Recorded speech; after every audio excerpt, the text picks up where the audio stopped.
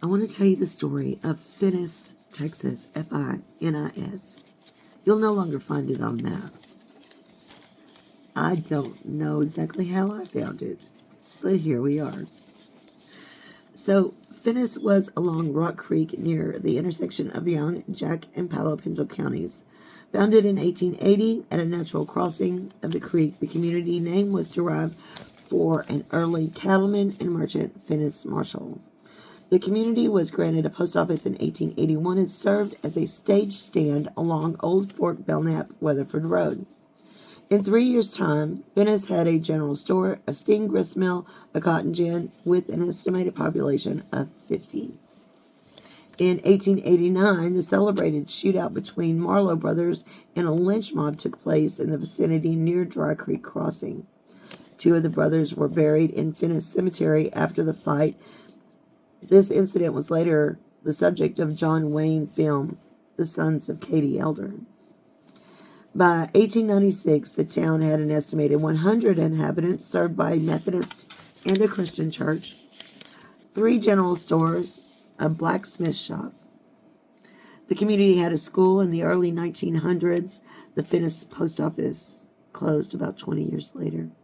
The school around the same time, and the community disappeared around 1920. The only thing left is the cemetery and the story of the Marlowe brothers. Now, there were 5 brothers, I believe. Let me look. Dr. William Marlowe and sons Boone, George, Alfred, Llewellyn, and Charles.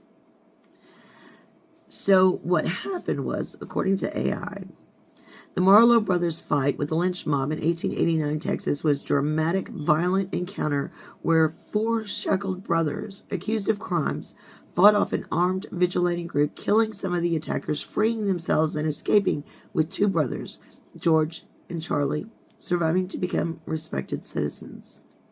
Though the story's legend, popularized by the John Wayne movie The Sons of Katie Elder, often glosses over their initial troubles and the complex legal aftermath. The events leading up to this was in 1885, Boone Marlowe killed a man in self-defense in Vernon, Texas, leading the family to move to Colorado.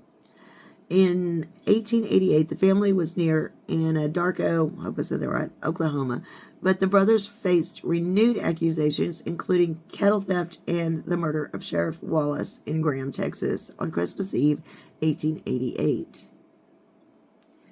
The brothers were jailed but escaped, and they were recaptured and shackled together for transport to Weatherford.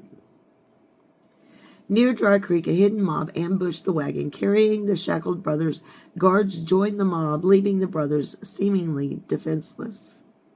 The brothers used knives to sever their shackles, armed with themselves with weapons from fallen guards, and fought back fiercely, like for real, who wouldn't? 2 brothers, Alfred and Llewellyn, were killed. 3 mob members died, and several others were wounded. George and Charlie were badly wounded, but escaped with the help of a wagon. Well, they're missing the brother Boone. I'll tell you what happened with that in a second. The surviving brothers, George and Charlie, were eventually exonerated in court, though the legal path was long, involving the U.S. Supreme Court. George and Charlie moved to Colorado, becoming respected ranchers, and served as deputies, embodying the law-abiding citizen narrative. The story became a legendary tale of frontier justice and courage, inspiring the 1965 film The Sons of Katie Elder, which really simplified the narrative. The town of Marlowe, Oklahoma, is named for the family and commemorates their story, often highlighting their fight against the vigilantes, and there's a museum there where you can find the original headstone from the cemetery in Finis.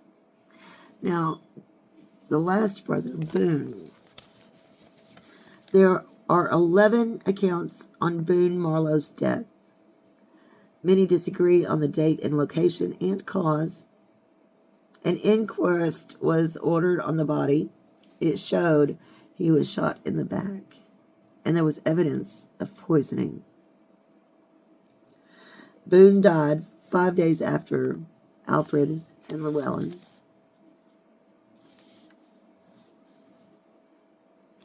I don't know quite what to make of all of that. Seems like a lot. So now I'm going to show you.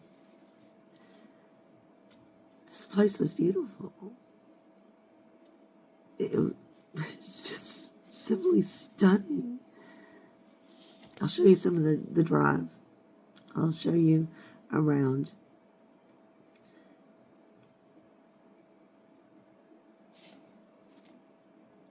Did they really do what they were accused of? Because the way that Boone died makes me think that was just a bounty on them of sorts, perhaps. I don't know. You tell me what you think.